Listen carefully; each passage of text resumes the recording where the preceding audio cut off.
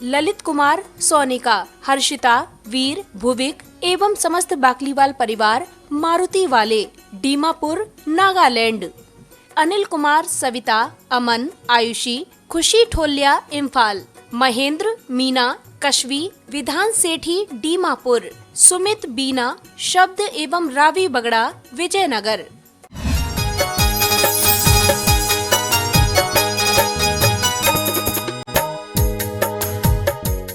धर्म स्नेह बात पाओ।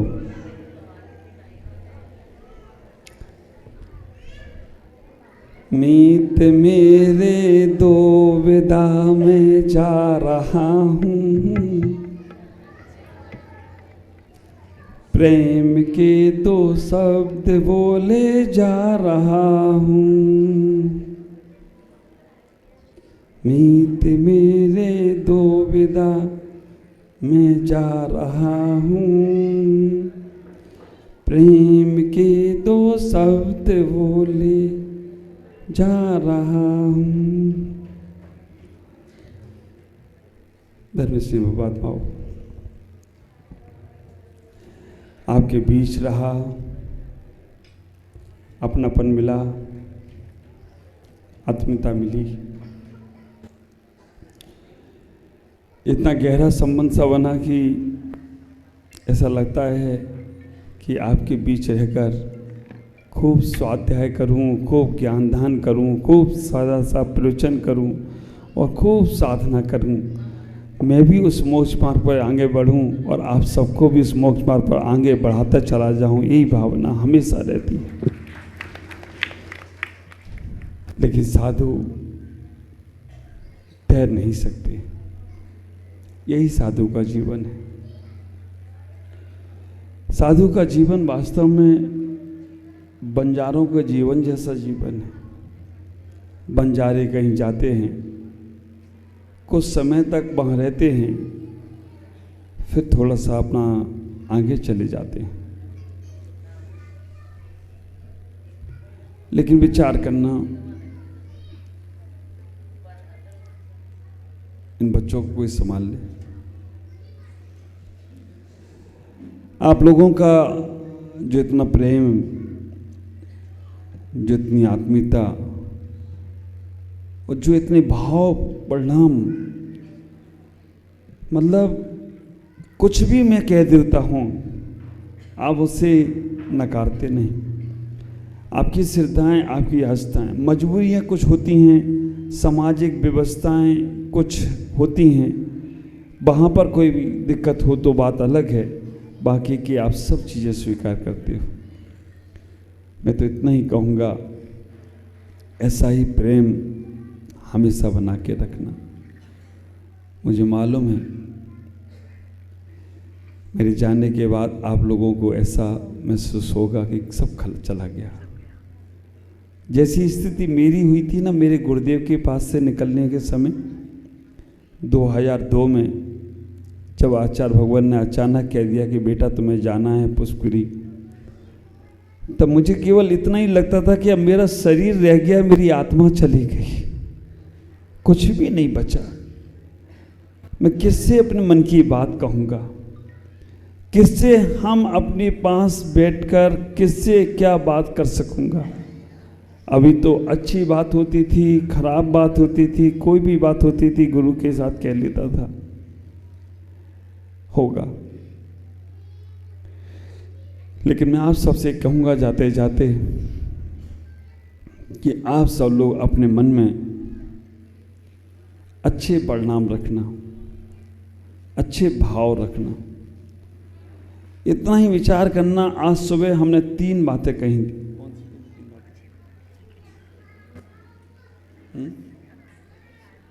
आज सुबह मैंने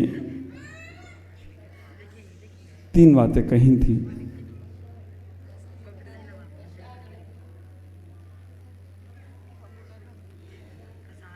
कसाय को कम करो, जीवन अच्छा होगा। कर्तव्य का पालन करो, जीवन अच्छा होगा।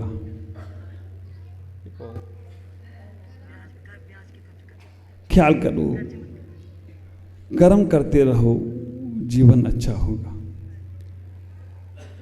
कर्म तो सभी लोग कर रहे हैं, लेकिन अच्छे भावों से करने का प्रयास करो।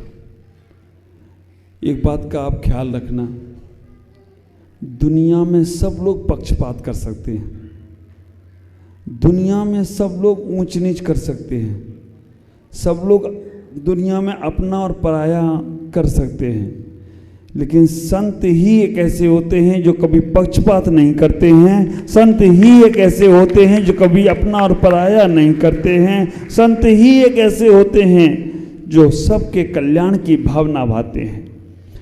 आप सोचते हो केवल मैं दीमापुर में आप लोगों के लिए आया हूं? नहीं, आप लोग तो मुझे कभी भी पा लेते, कभी भी जब मालूम होता तो आप लोग मालूम होते पाते। मैं दीमापुर नागालैंड में आया था कि यहाँ जन जन का कल्याण हो, हर किसी के अंदर मानवता की भावना आए, हर किसी के अंदर प्रेम और वात्सल्यता की भावना आए।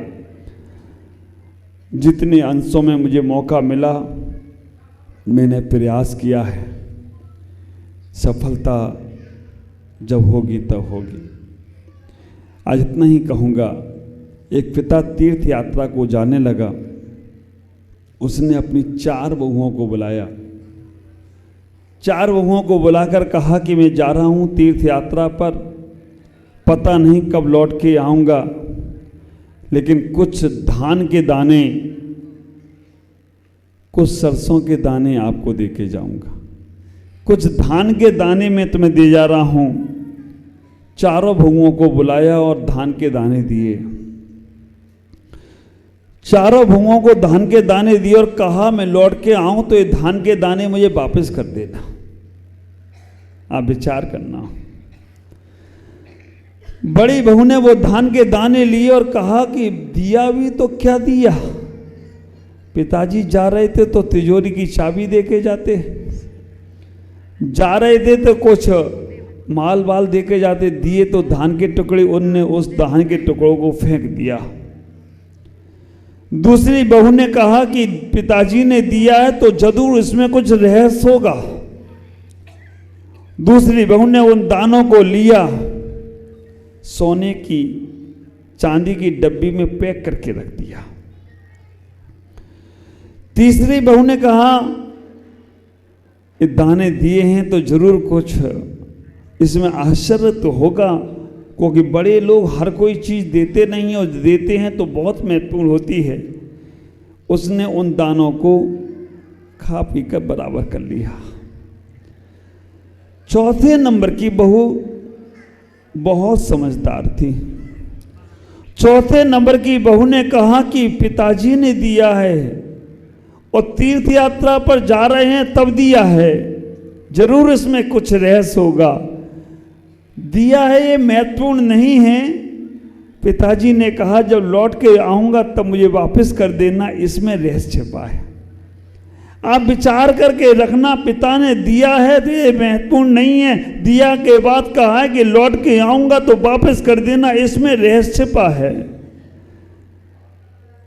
4 बहू धान के दाने का उपयोग कर लिए। छोटी बहू ने उन दानों को लिया, घर के पीछे खाली मैदान पड़ा था, उस मैदान में उसने बो दिया। आप विचार करना, समझ तो आप गए होंगे। चौथी बहू ने वो दाने बो दिए और जब ससुर जी वापस आए, बड़ी बहू से पूछा कि बेटा मैं जो धान के दाने दे गया था वो कहाँ हैं? बहू ने कहा बहुत याद रखते हो, बुढ़ापे में भी इतना याद है कि वो दाने, धान के दाने किसी नहीं काम के, वो तुम्हें याद अभी तक हैं। मैंने वो दाने तो उसी समय फेंक दिए। दूसरे नंबर की बहू से पूछा तो उसने कहा मैंने संभाल के रखे हैं, मुझे मालूम था आपकी याददाश्त तेज है, आप वापस मांगोगे, मैंने तिजोरी में संभाल के रखे हैं। जब तिजोरी में से निकाले गए तो वो सड़ गए थे, उनमें जीव लग गए थे, उनमें कीड़े लग गए थे। तीसरे नंबर की बहू से पूछा, उन्होंने कहा पिताजी मैंने वो दाने खा लिए, अभी कहो तो मंगा के दे दूं क्या? थोड़े से थे, बोरा भर के दे दूंगा।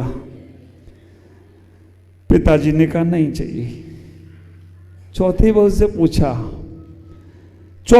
से पूछा वो दाने कहाँ हैं। चौथी बहू ने ससुर जी को निवेदन किया, हाथ से जोड़कर प्रणाम किया और कहा, पिताजी वो दाने मैं यहाँ नहीं दे सकती, आपको मेरे साथ चलना पड़ेगा। कहाँ ले जा रही हो? उन्होंने कहा कि हमारे इस मकान के पीछे जो जगह खाली है वहाँ। और जब वो खाली जगह पे लेके गई, जाकर देखा तो वो धान के दाने हरी भरी फसल में चारों तरफ लहरा रहे हो। तो कोई आश्चर्य की बात नहीं थी, चारों तरफ वो दाने ही दाने दिख रहे थे। विचार करना, वो चारों बहू शायद यहां बैठी हैं, खड़ी करूं बहुओं को, चारों बहुएं यहीं बैठी हैं। और विचार करना, आप सोचना आप उनमें से कौन सी बहू हो। बहुओं से मतलब ये मत सोचना कि ये तुम भी बहू हो, गुरु के लिए तो सब बहुएं हैं। विचार करके रखना, वो चारों बहुएं यहीं पर हैं। मैं इतना ही कहना चाहता हूं, एक पिता जा रहा है, घर में पिता होता है ना, माँ होती है ना, माँ घर को संभाल लेती है, पिता बाहर के जीवन को संभाल लेता है। माता पिता घर में होते हैं तो घर परिवार स्वर्ग जैसा हो जाता है। और समाज में संत होते हैं तो समाज हरी भरी दिखती है। मैं हमेशा कहता हूँ, घर में माँ, शरीर में आत्मा, मंदिर में परमात्मा और समाज में महात्मा होता है तो समाज की कीमत अपने आप बढ़ जाए तो कोई आश्चर्य की बात नहीं है। घर में माँ होती है तो घर की कीमत बढ़ती है, मंदिर में परमात्मा होता है तो परमात्मा मंदिर की कीमत बढ़ती है, शरीर में आत्मा होती है तो शरीर की कीमत बढ़ती है, और समाज में महात्मा होता है तो समाज की कीमत बढ़ती चली जाती है, समाज में रौनक लगी रहती है। ख्याल करना, पिता जा रहा है यहां से, तुम्हारा धर्म गुरु आज जा रहा है। जिन परमेष्ठियों को तुम नमस्कार करते हो, नमो ऐरियाणम बोलकर, नमो लोहे सौसौणम बोलकर, वो आज तुम्हारे बीच से जा रहा है। लेकिन विचार करना, कुछ देकर जा रहा है। सरसों महत्वपूर्ण नहीं है, संस्कार महत्वपूर्ण है। सरसों महत्वपूर्ण नहीं है, संस्कार महत्वपूर्ण हैं। विचार करके रखना, कुछ तो होंगे वो कहेंगे अरे कुछ नहीं, फेंको फाको, काम खत्म, कुछ संभाल के रख देंगे, कुछ खा पी के बराबर कर लेंगे, कुछ बो देंगे। ख्याल करके रखना, जो 7 महीने 8 महीने मैंने जो कुछ दिया है आपको, पहले नंबर की बहू होगी वो कहेगी कुछ नहीं लेना देना, ये तो महाराज आए और चले गए, इनने जो बोला सुनना ही नहीं है। आई होगी कभी तो उसने लिया ही नहीं होगा, कोई बात को कहा होगा तो उसने सुना ही नहीं होगा, फेंक दिया होगा। दूसरे नंबर की बहू होगी, उसने हर मेरी बात को संभाल के रखा है दिमाग में। विचार करना, दूसरे नंबर की बहू होगी, उसने सब बातों को दिमाग में रखा। महाराज ऐसा कहते थे, महाराज वैसा कहते थे, महाराज ऐसा बोलते थे, लेकिन करता कुछ नहीं है वो। ख्याल करके रखना, केवल शब्दों में बोलता तो है कि महाराज ने ये कहा था वो कहा था, लेकिन करता नहीं है वो। दूसरे नंबर की बहू। तीसरे नंबर की बहू अच्छी है, महाराज ने कहा, उसने अपने आचरण में उतार लिया, अपने आचरण को बदल लिया, क्योंकि उसको कभी ये मौका मिला। इतना आज मेरी स्वाध्याय क्लास के सुबह के जो लोग बैठे वो कहते महाराज क्या है, हम अपने मन की बात अपने घर परिवार वालों को नहीं कह पाता हूँ, किसी से नहीं कह पाता, आपसे कह देता हूँ, डर भी नहीं लगता है।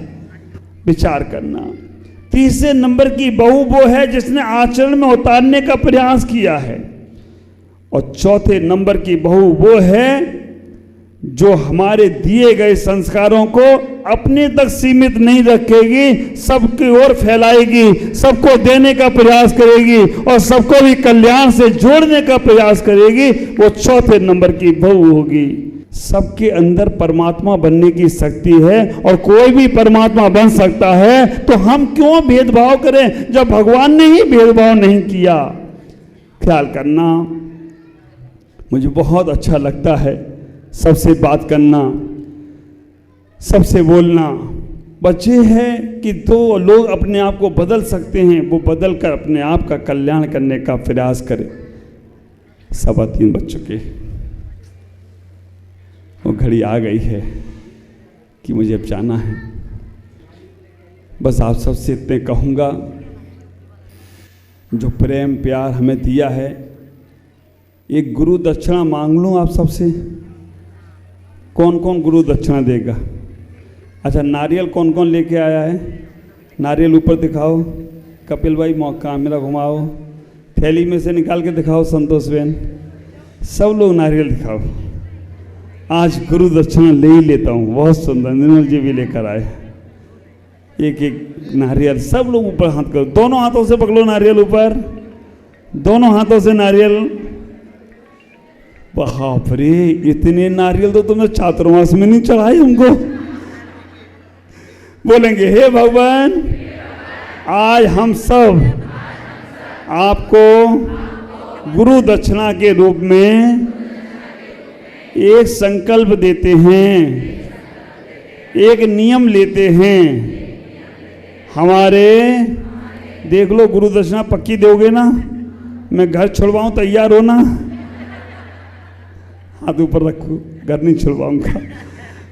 हे महाराज जी, हमारे नागालैंड दीमापुर के आसपास 50-100 किलोमीटर में कोई भी साधु, दिगंबर मुनिराज या माताजी आएंगी तो हम उन्हें दीमापुर जरूर लाएंगे और उनकी सेवा करेंगे, और उनकी सेवा करेंगे, और उनकी सेवा करेंगे।